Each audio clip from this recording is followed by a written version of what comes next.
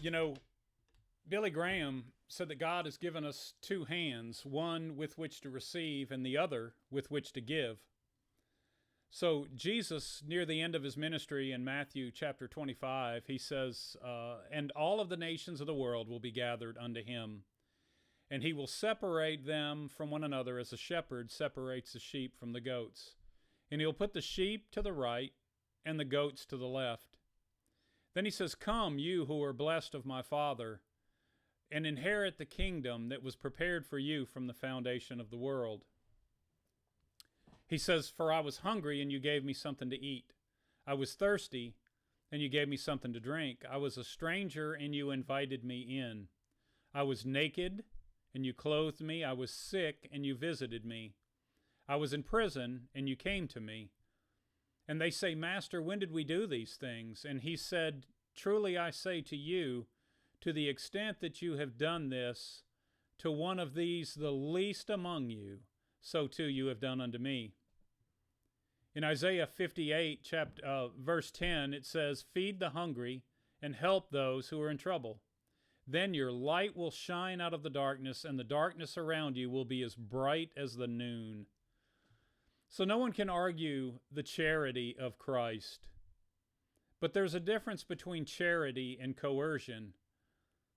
I think people on the left want to take the nature of Christ and his charitable endeavors and his demand that we be charitable and apply them to our government. And I don't see that in the Bible. There's a difference between charity and coercion, right? And the difference is really the motivation and the condition of the heart. Ecclesiastes chapter 5, it says, Here is what I have seen to be good and fitting, to eat, to drink, and to enjoy oneself and all of one's labors in which one labors under the sun during the few years of his life that God has given him. For this is his reward, it says. Furthermore, as for every person to whom God has given riches and wealth, he's also given him the opportunity to enjoy them and to receive his reward and rejoice in his labors. This is a gift of God. Now, however you read Ecclesiastes, you can't argue that the fruits of one's labor is a gift from God. So charity is expected, and coercion, the idea of taking sort of the Robin Hood thing, stealing to give, is nowhere in the Scriptures. The commands such as thou shalt not steal that we see in Deuteronomy 5 are meaningless without private property rights. 2 Thessalonians says the one who is unwilling to work shall not eat. And the parable of the talents, Jesus' parable in Matthew 25, clearly teaches that we are responsible for the resources that God has entrusted to us to use them responsibly. Jesus says you will always have the poor, but you will not always have me. So in Matthew chapter 20, we see the parable, what's called the parable of the laborers.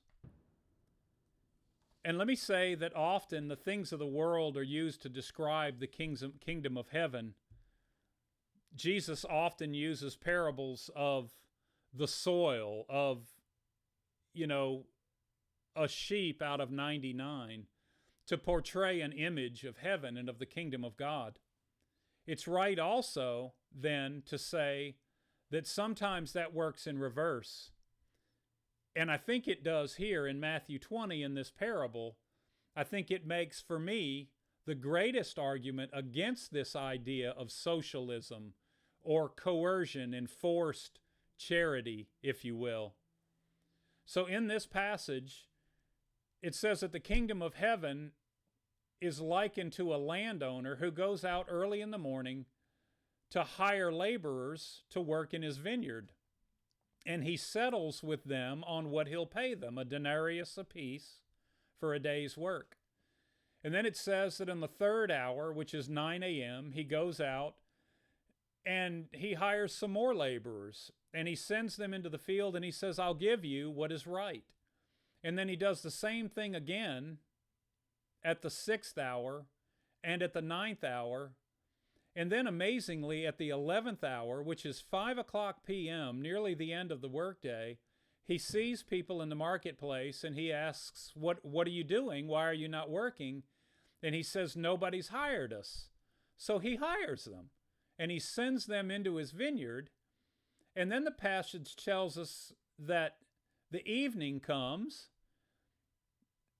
and the foreman is instructed to call in the laborers so that we may give them their wages. And the landowner begins to pay them, and he starts with the ones that arrived last. And so the ones that had only been working for a very short period of time, he pays them a denarius. And then he does the same thing with the 9 o'clock hour group, the 9th hour and the 6th hour, and on through until he gets to the group that had been hired early in the morning. And of course, they're thinking, these Johnny-come-latelys got what he agreed to give us, and they've only been here for a short time, so surely he's going to give us more. The passage says, and so those who were hired first came. They thought that they would receive more, but each of them also received a denarius. When they received it, they grumbled at the landowner, saying, those who were hired last worked only for an hour, and you made them equal to us who bore the burden of a day's work in the scorching heat. But the landowner answers, it says, and said to one of them, friend, I'm doing you no wrong. Did you not agree with me to work for a denarius? Take what is yours and go. But I want to give to this last person the same as I give to you. Is it not lawful for me to do what I want with that which I own? Or is your eye envious because I'm generous? So there's 2 points there. First of all, the clear definition that I am free to do as I wish with that which I own. Now remember, glorify God in all things. So there's no inclination of an unfair action in this. Don't take that.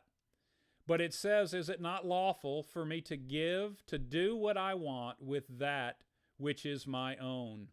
And then there's this element of envy that comes from the coercive element in this. It says, or is your eye envious because I'm generous? In other words, are you who agreed starting early today to work for a certain amount now envious because I'm paying a greater wage to somebody who came later or somebody who is different than you, right? So if somebody gets the same amount of money for a much shorter period of time, that's the same thing as giving a much larger wage per hour. And that's where the envy comes in.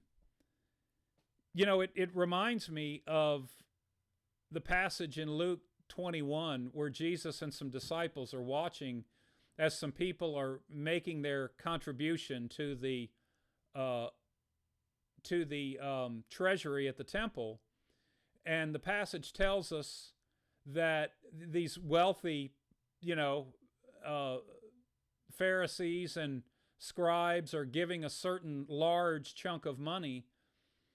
And then a lady comes up and gives 2 little copper coins, and Jesus says to those around him, I'm telling you that this woman has given more today than all of the rest. Did she give more? No, she didn't. She gave 2 tiny little copper coins. In the grand scheme, relatively worthless. But Jesus says, I'm telling you, she gave more than all of them who gave large sums of money because they gave out of their excess. He says, while she gave out of her poverty, she gave all that she had. So I don't want to lose track of this thought that charity is a critical cornerstone of Christ-likeness as we serve those less fortunate. But it's never in a coercive fashion, and that's the twisted element in this, if you will.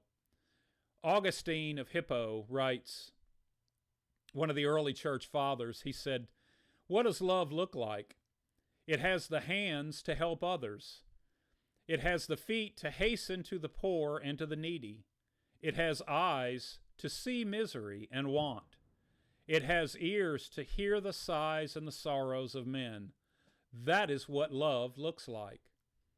It's about the heart. It's about serving with a joyful heart. It's about charity because that's who you are, not because that's what's taken from you. It's about the heart. It's not about the coercive powers of government. So I just wanted to clarify that. I think those biblical points make it clear the difference between government expropriating funds and distributing as they see fit under the guise of charity or service to others, juxtaposed with true charity from a pure heart. So keep that in mind, and thanks for your time. Thanks for joining in. Again, I'd ask that you'd subscribe to my channel and that you would share, and I hope you'll take time to comment. We'd love to hear from you.